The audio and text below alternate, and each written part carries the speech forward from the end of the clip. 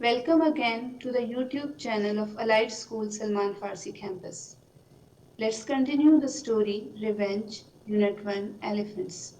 In the last lecture, we came to know that a dead man's elephant, Chilidog, was moving towards Mackay's house in a very strange way.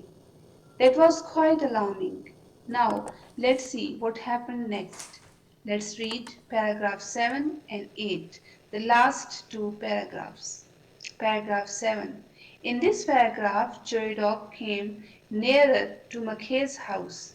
She was standing motionless and looking at the house as if she were examining it. She was an old elephant and trained in the ways of working hard. Such animals, dear students, are master in the art of destruction. Mackay knew very well that she was going to attack him, so he fired just as Joy Dog attacked him in her most sensitive part between ear and eye. But the force of her attack carried her forward as she was dying on her feet. She too attacked Mackay's house exactly where she had aimed, and soon it razed to the ground. Mackay fell on the ground over Joy Dog's head, and Joy Dog's very slowly allowed her dying weight to go crashing down on him. The storyteller and the Burmese overseer came out of their hut and ran towards Mackay's house. While running, storyteller fell on the ground. Burmese overseer was helping him up when there was a flash of lightning. Suddenly, he gave a terrible shriek. Paragraph 8. The storyteller asked him what made him do that. What did he see? Burmese overseer asked him to look down on the ground, and in the flash of lightning, the storyteller saw a huge mark of Joy Dog's feet. But beside it, there was a smaller, shapeless mark. The storyteller couldn't understand what it was. What made that mark? The Burmese overseer told him that it was a footprint, a human's footprint. This is how the elephant took revenge of its master's death, as she thought that while carrying out Mackay's order, her master died. But my dear students, taking revenge is not a good thing. Joy Dog was an animal, but we are human. We can think what is good and bad for us. So always try to let things go, as forgiveness is the best revenge. Okay? Now let's come to the questions. Question number 6. Explain exactly what happened between Joy Dog moving towards Thai and Makedakin shooting her. Question 7. Explain exactly how Joy Dog and Makedakin died. Question number 8. What did the storyteller and the Hassanok see next to the huge footmark of Joy Dog? Now read the last two paragraphs carefully and write answers to these questions in your notebook. Now, dear students, open your books at page 5. We'll do vocabulary exercise part 1. 5 words are given to you. You have to explain these words. The words are tethered, it means tied.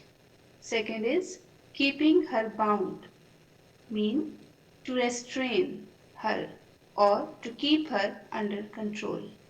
Number 3, fetters. Fetters means iron chains.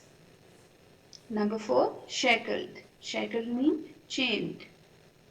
Number 5, towing chains. It means dragging chains. Okay, now come to the next page, page number 6, part 2. The question is, match the following words from the text in the left hand column to their correct meaning in the right hand column. Okay, first word is sparse, Its meaning is scanty. Number 2, mount. Mount means riding elephant. Number 3, upheaval. Upheaval means commotion. Number 4, forage. It means search for food. Number 5, succulent. It means juicy. And then number 6, ducats. Ducats means finds. Number 7, momentum. Momentum means force. And number 8, horse. Horse means husky. Now, part 3.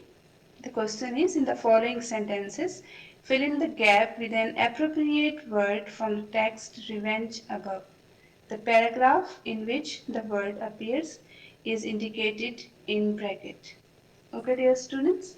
Now, there are 5 blanks.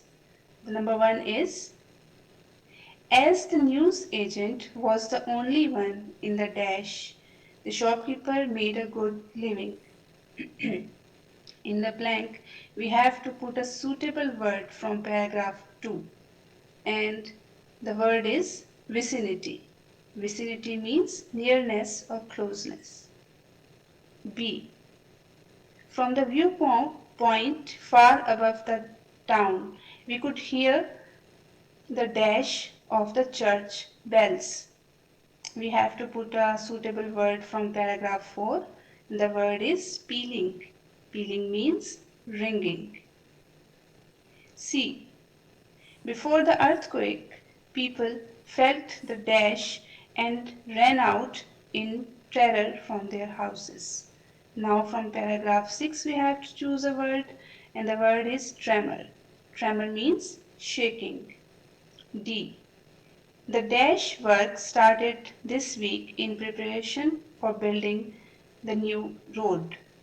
From paragraph 7 we have to choose a suitable word, and the word is demolition.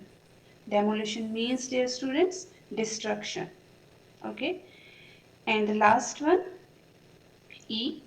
The operation on the little girl was successful, but the doctor warned her parents that she would be dashed to infection for many months. And again from paragraph 7 we have to choose a suitable word, and the word is vulnerable. Vulnerable means in danger. Okay, dear students, with this your first lesson come to an end. I hope you got it. Okay, have a good day.